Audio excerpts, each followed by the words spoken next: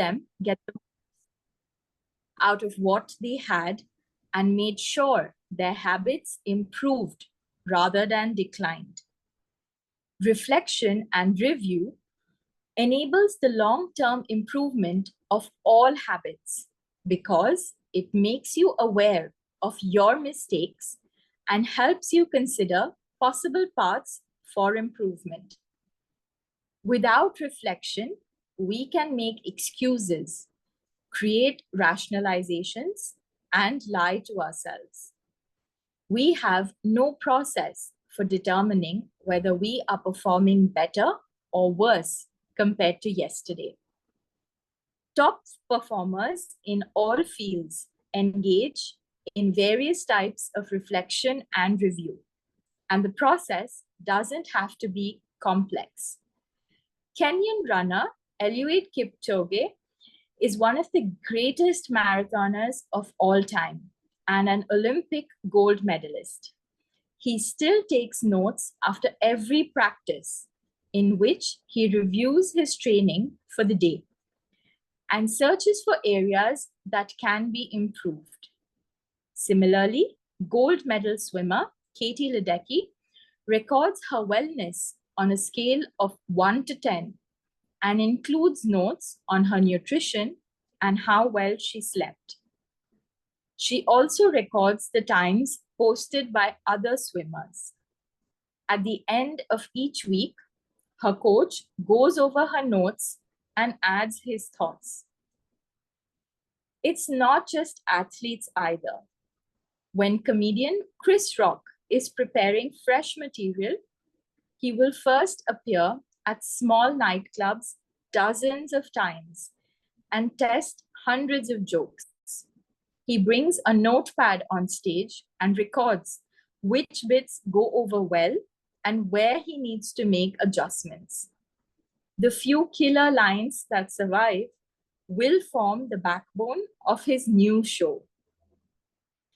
I know of executives and investors who keep a decision journal in which they record the major decisions they make each week, why they made them, and what they expect the outcome to be. They review their choices at the end of each month or year to see where they were correct and where they went wrong. Improvement is not just about learning habits. It's also about fine-tuning them. Reflection and review ensures that you spend your time on the right things and make course corrections whenever necessary. Like Pat Riley, adjusting the effort of his players on a nightly basis. You don't want to keep practicing a habit if it becomes ineffective. Personally, I employ two primary modes of reflection and review. Each December, I perform an annual review in which I reflect on the previous year. I tally my habits for the year by counting up how many articles I published, how many workouts I put in, how many new places I visited, and more. Then I reflect on my progress or lack thereof by answering 3 questions. What went well this year? What didn't go so well this year? What did I learn? 6 months later, when summer rolls around, I conduct an integrity report. Like everyone, I make a lot of mistakes. My integrity report helps me realize where I went wrong and motivates me to get back on course. I use it as a time to revisit my core values and consider whether I have been living in accordance with them. This is when I reflect on my identity and how I can work toward being the type of person I wish to become. My yearly integrity report answers 3 questions. 1, what are the core values that drive my life and work? 2. How am I living and working with integrity right now? 3. How can I set a higher standard in the future? These 2 reports don't take very long, just a few hours per year, but they are crucial periods of refinement. They prevent the gradual slide that happens when I don't pay close attention. They provide an annual reminder to revisit my desired identity and consider how my habits are helping me become the type of person I wish to be. They indicate when I should upgrade my habits and take on new challenges, and when I should dial my efforts back and focus on the fundamentals.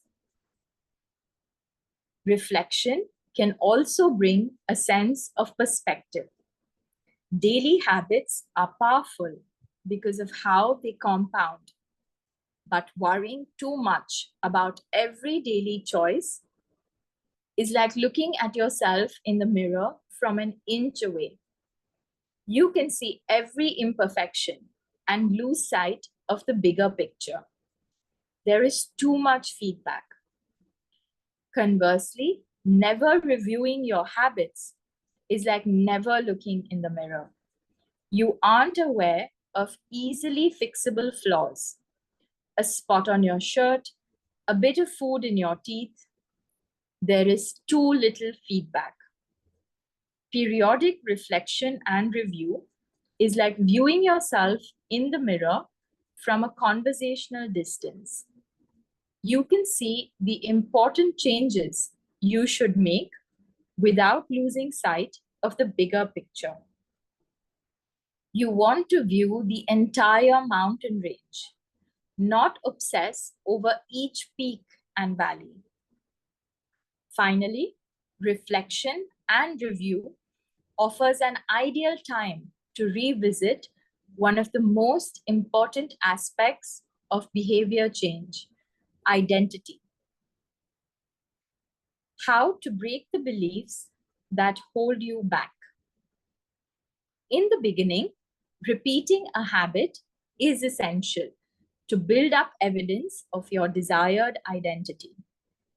As you latch on to that new identity, however, those same beliefs can hold you back from the next level of growth. When working against you, your identity creates a kind of pride that encourages you to deny your weak spots and prevents you from truly growing. This is one of the greatest downsides of building habits. The more sacred an idea is to us, that is, the more deeply it is tied to our identity, the more strongly we will defend it against criticism. You see this in every industry. The school teacher who ignores innovative teaching methods and sticks with her tried and true lesson plans. The veteran manager who is committed to doing things his way. The surgeon who dismisses the ideas of her younger colleagues.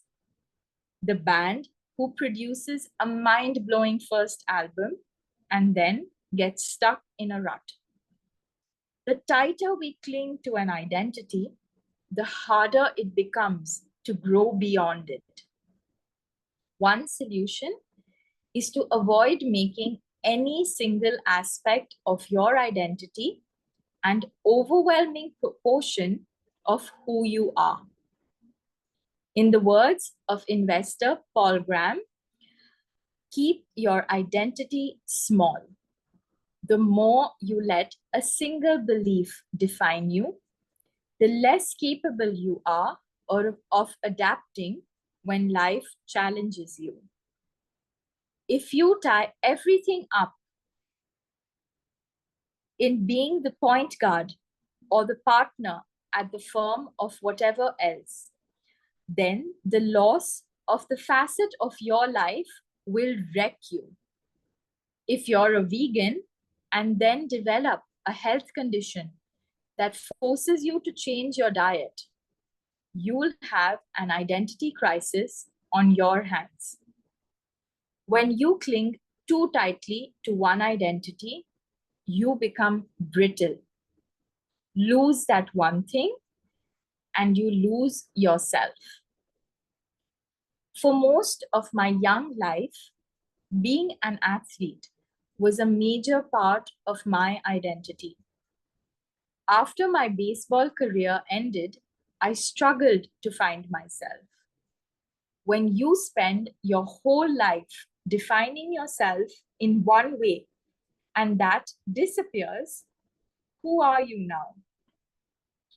Military veterans and former entrepreneurs report similar feelings. If your identity is wrapped up in a belief like, I'm a great soldier, what happens when your period of service ends? For many business owners, their identity is something along the lines of, I'm the CEO or I'm the founder. If you have spent every waking moment working on your business, how will you feel after you sell the company? The key to mitigating these losses of identity is to redefine yourself such that you get to keep important aspects of your identity, even if your particular role changes. I'm an athlete becomes, I'm the type of person who is mentally tough and loves a physical challenge. I'm a great soldier transforms into, I'm the type of person who is disciplined, reliable, and great on a team. I'm the CEO translates to, I'm the type of person who builds and creates things. When chosen effectively, an identity can be flexible rather than brittle. Like water flowing around an obstacle, your identity works with the changing circumstances rather than against them. The following quote from the Tao Te Ching encapsulates the ideas perfectly. Men are born soft and supple. Dead, they are stiff and hard. Plants are born tender and pliant. Dead, they are brittle and dry. Thus, whosoever is stiff and inflexible is a disciple of death. Whoever is soft and yielding is a disciple of life. The hard and stiff will be broken. The soft and supple will prevail. Habits deliver numerous benefits, but the downside is that they can lock us into our previous patterns of thinking and acting. Even when the world is shifting around us, everything is impermanent. Life is constantly changing. So you need to periodically check in to see if your old habits and beliefs are still serving you. A lack of self-awareness is poison. Reflection and review is the antidote. Chapter summary. The upside of habits is that we can do things without thinking. The downside is that we stop paying attention to little errors. Habits plus deliberate practice equals mastery. Reflection and review is a process that allows you to remain conscious of your performance over time. The tighter we cling to an identity, the harder it becomes to grow beyond it. Conclusion.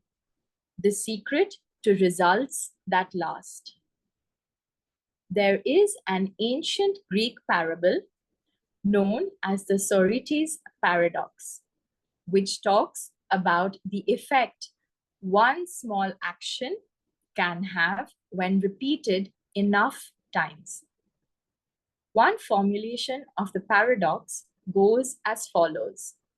Can one coin make a person rich? If you give a person a pile of 10 coins, you wouldn't claim that he or she is rich. But what if you add another and another and another?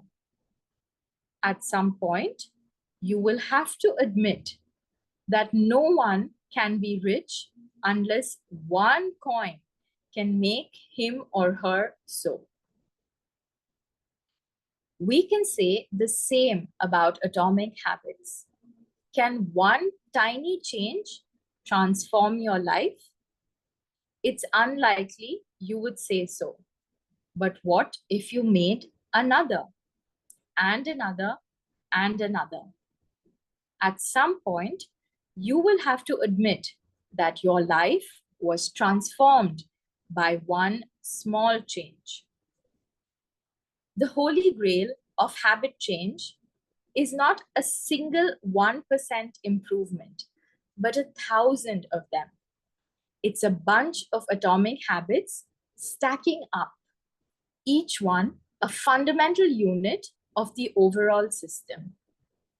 In the beginning, small improvements can often seem meaningless because they get washed away by the weight of the system. Just as one coin won't make you rich, one positive change, like meditating for 1 minute or reading one page each day, is unlikely to deliver a noticeable difference. Gradually, though, as you continue to layer small changes on top of one another, the scales of life start to move. Each improvement is like adding a grain of sand to the positive side of the scale, slowly tilting things in your favor. Eventually, if you stick with it, you hit a tipping point. Suddenly, it feels easier to stick with good habits. The weight of the system is working for you rather than against you. Over the course of this book, we've looked at dozens of stories about top performers. We've heard about Olympic gold medalists, award-winning artists, business leaders, life-saving physicians, and star comedians who have all used the science of small habits to master their craft and vault to the top of their field. Each of the people, teams, and companies we have covered has faced different circumstances, but ultimately progressed in the same way, through a commitment to tiny, sustainable, unrelenting improvements. Success is not a goal to reach or a finish line to cross. It is a system to improve and endless process to refine. In chapter 1, I said, if you're having trouble changing your habits, the problem isn't you. The problem is your system. Bad habits repeat themselves again and again, not because you don't want to change, but because you have the wrong system for change. As this book draws to a close, I hope the opposite is true. With the 4 laws of behavior change, you have a set of tools and strategies that you can use to build better systems and shape better habits. Sometimes a habit will be hard to remember, and you'll need to make it obvious. Other times, you won't feel like starting, and you'll need to make it attractive. In many cases, you may find that a habit will be too difficult, and you'll need to make it easy.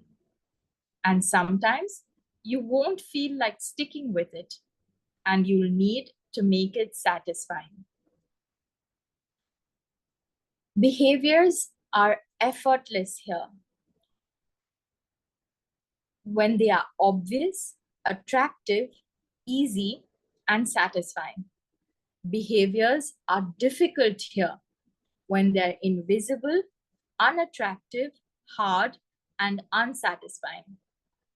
You want to push your good habits toward the left side of the spectrum by making them obvious, attractive, easy, and satisfying. Meanwhile, you want to cluster your bad habits toward the right side by making them invisible, unattractive, hard, and unsatisfying. This is a continuous process. There is no finish line. There is no permanent solution. Whenever you're looking to improve, you can rotate through the 4 laws of behavior change until you find the bottleneck. Make it obvious, make it attractive, make it easy, make it satisfying. Round and round, always looking for the next way to get 1% better. The secret to getting results that last is to never stop making improvements. It's remarkable what you can build if you just don't stop. It's remarkable the business you can build if you don't stop working. It's remarkable the body you can build if you don't stop training. It's remarkable the knowledge you can build if you don't stop learning.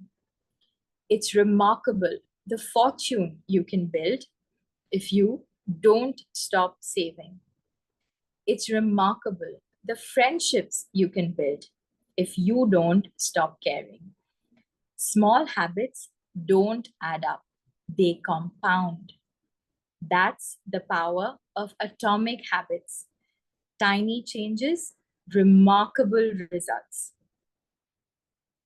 And with that, we come to the end of this book. If you read further, there are a lot of little tips, and there's an appendix attached. There's also a glossary for some of the things that you didn't understand or you'd like to go back and refer to.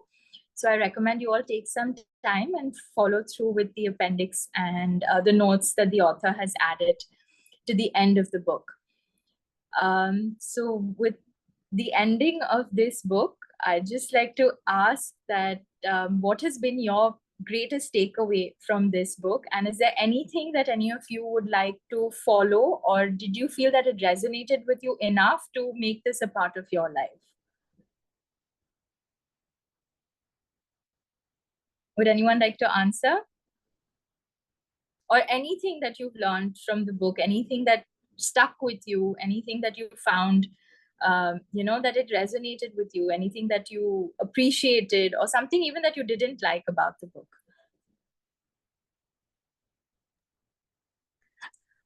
Good evening, Bika. Yes. There are so many things that we have been doing over and over again, which I especially, I would not say about, I don't know about others, but I especially feel that I knew this, I've been doing this.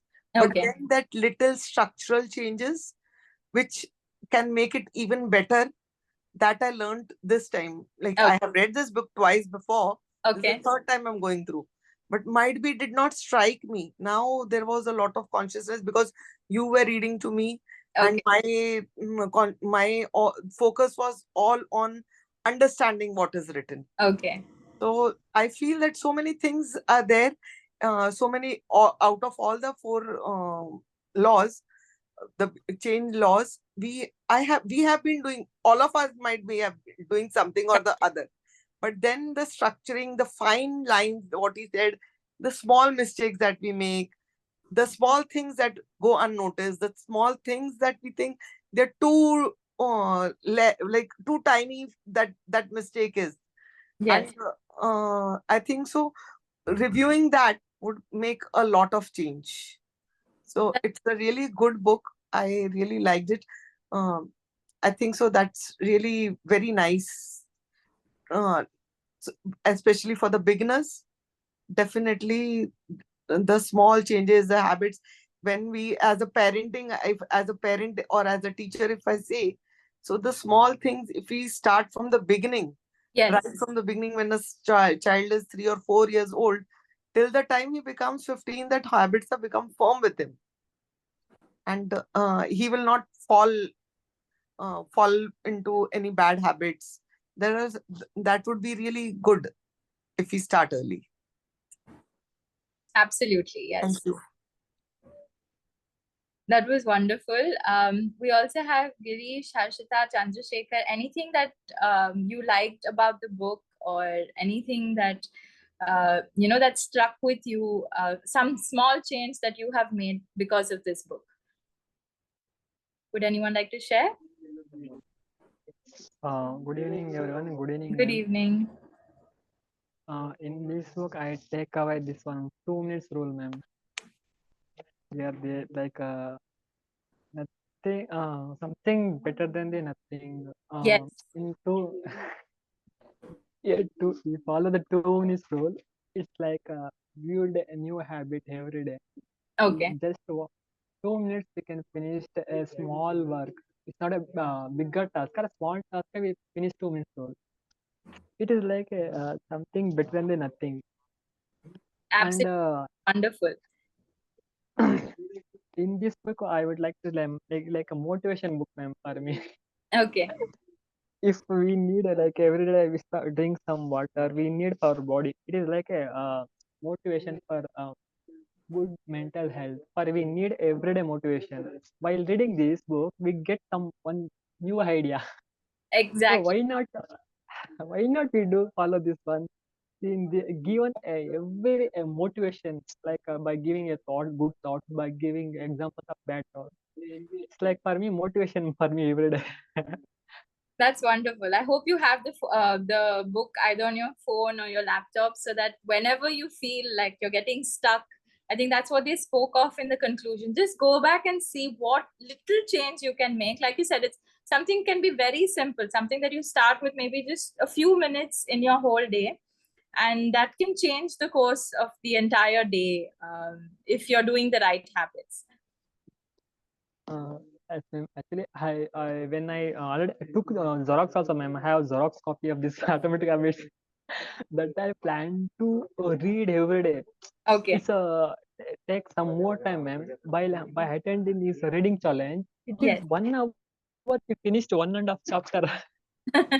By really, ma'am, by reading alone, it takes a 1.5 hour, 2 hours. By my like sometimes make it boring if Yes. we're not interested. By attending these classes, we unknowingly involved. Wow, we know came to new habits, new ideas by involving in this while reading the reading challenge classes. It's so helpful to save time also by, for me. Yes, absolutely. And I hope all of you will continue. There's a new book lined up for September, which I'm sure the organizers will share with you soon. But continue to do this, continue to read. And books are, I think, one of the greatest gifts that we give ourselves, because there's just so much, especially these kind of books, there's so much knowledge and so much packed into this book. And I think just this 1 hour that you all spend, take out from your day and attend these reading sessions and read along, it makes a great difference. Harshita, Girish, anything, any leaving words that at the end of this book that you'd like to share? Hi, mom. Hi, mom. Hello. Did you enjoy the? What I feel that we should not simply blindly follow the habits every day. We must add on something Yes. so that we won't feel bored with that habit for Okay. a long time. Okay. And I started implementing. Okay, great. So this book, I think, Because has, daily, if you do the same habit, yes, it can get monotonous, it can get boring. So there are also tips on something that maybe if you've been doing incorrectly, there are ways to, change it and do something better, or something that you've already been following, how to make it more advantageous to you. So Girish just wrote that this is, I think, just his second session, but I hope you continue in September and follow along with the new book. And now that you have this book, Atomic Habits, whenever you have the time, Girish, just take some time out and read the initial chapters. It's really interesting. And if you have any questions, I'm sure the organizers will help with that. So that brings us to the end of Atomic Habits and August Book Club. So all the best to all of you for September, and hope to see you again in the future. Thank you so much for joining on this journey. Thank you so much, Megha, Thank you. for reading it so nicely to us. Most welcome. It's really very enjoyable. Thank you so much. Most And welcome. every day I look forward for this session. Thank you so much. So nice to hear that. Good night, everyone. Good night. Bye-bye. Thank you, ma'am. Good night, ma'am. Good night. Bye.